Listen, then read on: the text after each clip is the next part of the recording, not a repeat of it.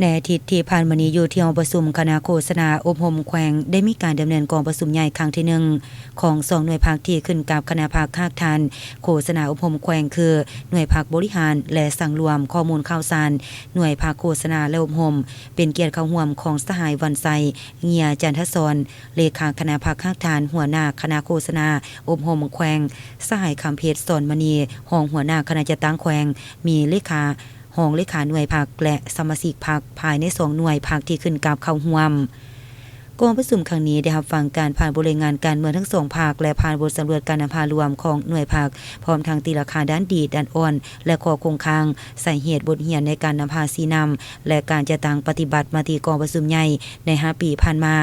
กองประชุมได้พร้อมกันป้อนบัตรเลือกเอาเลขาห้องเลขาและคณะภาคหน่วยภาคสุดใหม่โดยเอกภาพการเลือกต่างใดสหายนางไก่ซอนดวงซอนเป็นเลขาหน่วยภาคบริหารและสั่งรวมข้อมูลข่าวสารสหายนางพุทธศิลป์เวทนาเป็นห้องเลขาหน่วยภาคและสหายคำเพชรธรรมวงศ์เป็นคณะและทางเป็นผู้กวดกา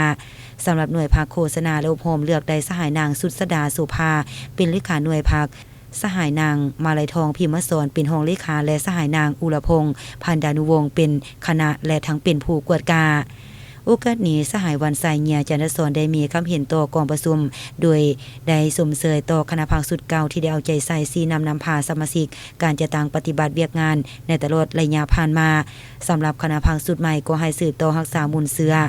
การจะต่างปฏิบัติเวียกงานวิชาเฉพาะศึกษาโฮมการเมืองแนวคิดเฮ็ดให้สมาชิกภาคพนักงานรัฐกรเสื่อมซึมกำแน่นแนวทางนโยบายเปลี่ยนแปลงใหม่ของพรรคอย่างรอบด้านมีความตื่นตัวทางด้านการเมืองสูงให้มีการจะต่างเผยแพร่เอกสารสำคัญที่ติดพันกับเวียกงานวิชาเฉพาะของตนและแลกเปลี่ยนบทเรียนกับบรรดาหน่วยภาคอ้อมข้างเพื่อเพิ่มทวีความสามัคคีภายในพรรคให้หนักแน่นให้มีการจะต่างพันขยายมติกองประชุมครั้งที่1สู่ล่วงเลิกเอาใจใส่ปรับปรุงก่อสร้างหน่วยภาคให้เป็นหน่วยภาคปลอดภัยเข้มแข็งและหนักแน่น